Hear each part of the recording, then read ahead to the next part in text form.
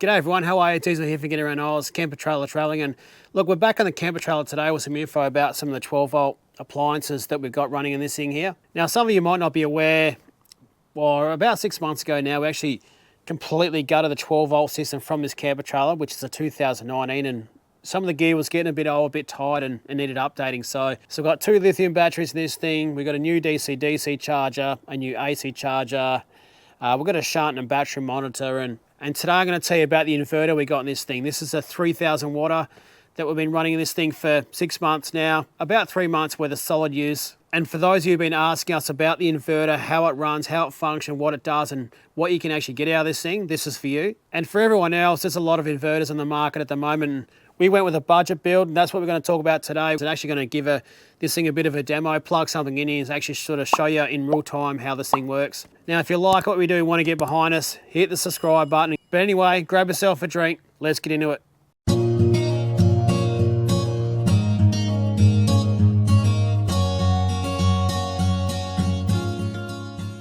Before I jump in there and show you this thing, essentially, this one here is a 3000 watt inverter, which is an Atempower one. We got this one from Vic Offroad. They did give this one to me in return for me telling you what it's been like after 3 months worth of use. They don't have any creative input in this thing. This is sort of me talking about my experience, but more importantly, trying to answer some questions that I've had about this thing. And now basically what an inverter does, it allows us to essentially use the batteries to power 240 volt appliances. Now, things you might want to take from the home out to camping with you to make life a little bit more comfortable would be, say, a coffee machine, a toaster, air fryer, which is the primary reason we got this one in ours, hair dryer, hair straightener, but also just lots of small electronics and drone batteries, laptops, those types of things. And the reality is, if you can take, some home appliances out camping with you, make life a bit more comfortable, why wouldn't you do it if you can? Now, Vic Offroad particularly have 2 of these Atempower inverters in their range. So they have a 1500 watt and a 3000 watt. Now, to work out what type of inverter you might need is work out what type of appliance you need. Look on the back of it or the bottom of it, and it'll sort of tell you how many watts it takes to run it. For us, it was the air fryer, so we've got 2 that we use. When we take the Ranger out, we use a smaller air fryer, which is a 1500 watt. When we take the camper trailer out, we go out with a family. We like to take the bigger air fryer, so it's 2250 watts. So for us, the obvious choice was the 3000 watt. Now this one here has a continuous power output of 3000 watts with a peak of 6000 watts. Basically, anytime you plug in your appliance and turn on for the first time, it's going to suck a lot of power to get that initial run going. And the other thing I had to consider with this build was what size. So definitely look at the dimensions of an inverter, because the bigger the power, the bigger the size, it's going to be essentially. It's going to need bigger fans, all that sort of stuff. Now, weight-wise, it's only 5.5 kilos, and the dimensions, I'll chuck a link in the description so you can sort of check out the, more of those types of things yourself. But definitely think about that before you go and get the biggest one you can get, and then you find out you can't bloody fit it. And if you're going to get a bigger inverter, make sure you got the battery capacity to back it up, because otherwise you're just going to suck the life out of your battery or probably bloody kill it and do damage to it. So for this one here, it's got the 2 sockets on there. For us, we actually have an extension lead plugged into this one, and that actually sort of comes out and runs out through the kitchen area there. It does have a USB slot on the front there if you want to charge or run a tablet. And the unit itself does have a screen and a power button there to use. So if you're putting it in an open area, that might work for you. But for us, having this one in a sealed box here, it was good that this one actually has a remote control. So basically there's a cable that plugs into the front of the unit there. And you can see there where we've got this front panel sort of with the 2 screw holes in there. And basically what this panel does effectively for us is, yes, it's got the power meter there. If you've got lithium batteries, I wouldn't use this one to, keep an accurate battery reading. I'll definitely use a monitor or a battery, some sort of battery monitor or a shunt or something. And you've got the power button on the front there, which is pretty simple there. So you just hold it in, and you can see it turns on there. And turning it off is pretty simple. Press the button there and you're done. So being able to turn this one on and off as I need to without having to bug around with anything is pretty nice. But just be aware of, before, obviously this one here, we did have to cut out a little section here, but, it secures in there pretty nicely. Okay, so for us, fitting this one in here, we've got the one battery there, one battery around the side there. The inverter actually fit in here. Our previous inverter, because it was much smaller, did go up here with the DC charger there, but again, everything went out and it's all gone back in. See there, I've got the little cable there. Extension lead runs all around the back here. For anyone who's got any specific questions about the wiring of this, the setup and all that sort of stuff, I will need to refer you to see a Sparky. I'm not a qualified Sparky myself, and I did get advice from a Sparky with everything I did here, and I got recommendations of him. So this is my setup. So whatever setup that you've got, talk to a Sparky, get the right information, or try and get a Sparky to do it for you, because what I've done here may not be right for you. I've got the positive cable going up through here into this one here, which is a positive shunt, and the negative is going onto the buzz bar, which is powering up the shunt here for the battery monitoring. Now this buzz bar here I got for 50 odd bucks from a guy on Facebook. I'll chuck his details on the screen there. As you can see, it sort of runs off there and allows me, you know, to power all the 14 devices off here. So essentially what that allows me to do is, it doesn't matter what is running on this thing, whether it's 1, 2 or 3 at a time, everything is going to come through the battery monitor and it's going to give me the correct readings.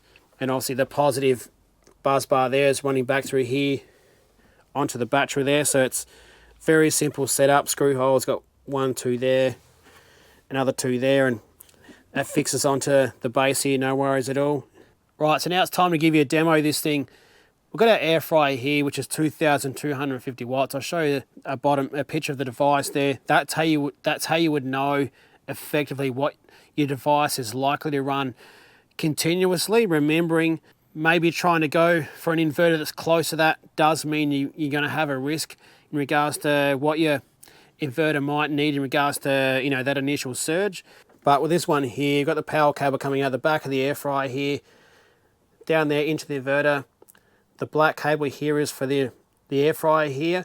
The white cable is for the extension lead that runs around the back there. On the front panel here, hold the button down and turn this thing on. And that's ready to go there. So now once the inverter is turned on, that means you can plug in your 240 volt home or appliances into this thing. So turn this one on, there we go. Might just set him up for a 10-minute run there. Not cooking anything here at the moment because I did just have lunch. Now with the battery monitor here, that is the wattage that's been sucked out from the air fryer, which is 2,100 and whatever it is, or 181 amps, which is what that number is there. There we go. The rest of it here is just battery capacity that I have and the percentage of the batteries. But you know, that panel on the front there is great to be able to turn it off and on. You know, when we're out camping this thing, this box is all completely shut off to make sure we're compliant. But if you're running lithium batteries, a voltage meter wouldn't be the way to go. They're definitely a battery monitor if you're running lithium. So I hope that was helpful. So for those of you who actually sort of wondering specifically how an inverter works and how it functions for your appliance, I hope I answered it for you. If I didn't, please ask me and let me know, because I really tried to cover that one off for you. But remembering, essentially this gives you 240 volt power sockets or sockets that you use to in a house, which means you can plug into your appliances, because otherwise this thing here, or caravan setups or camper trailer forward drive setups, generally you're looking at 12 volt devices and not 240. Look, essentially an inverter is very simple, you know, technology in regards to what it does, but the connecting, you know, what wiring and what fusing and those sort of things is probably the most difficult part of installing one of these that I found. But all in all, this inverter's worked without an issue for me. Again, this is a budget build. This is all budget stuff here, and I haven't had any problems with any of the gear other than the shunts just sort of not properly telling me the battery readings sometimes. But all this gear itself, it's run fine. It's run without a problem. The Trip series that you might be watching at the moment, which is going to be going for a little while more yet, we use this pretty much every day without fail, because whether it's whipping up some snacks and chips and nuggets for the kids, or something quick on the road, or making wraps and food for lunches and those types of things, we use the inverter all the time, because sometimes you just don't have time to, you know, get out the, you know, the stove top or the oven, whatever, and do a cook up, and you want to do something quick. Having one of these is a great option. I definitely recommend one, that's for sure. And Vic Offroad have also given us a a 10% off discount code, so I'll chuck a link in the description there as well. So it may be on sale already, but if it's not, use our code to make sure you get a minimum 10% discount. And if you're considering one of these for your camping setup, yeah, I can definitely recommend it. It's worked great for me and very simple. And if you're looking to buy one, I tell you what, it's very easy to spend a lot of money on one of these things, that's for sure. But you know, for me, going with this option here, I'm happy with it and I could definitely recommend it. Now, obviously, you have to excuse the bucket there. That's just holding the door open here. That doesn't normally go in there, right? But I guess if you're, wondering how our 12-volt setup here has been functioning and working, these last 6 months, it's all worked very well. And the help I got from Cameron at our traveling 12-volt, I definitely recommend you get in contact with him. If you're in Adelaide or in South Australia, in the Adelaide Hills there, that's where he is. And he was great for getting some direction, some help and plans for this type of things. Like the knowledge he had and the dumb questions that I asked. And I can tell you there was quite a few dumb questions, and I knew they were dumb, but I have to ask because this sort of stuff doesn't come naturally to me.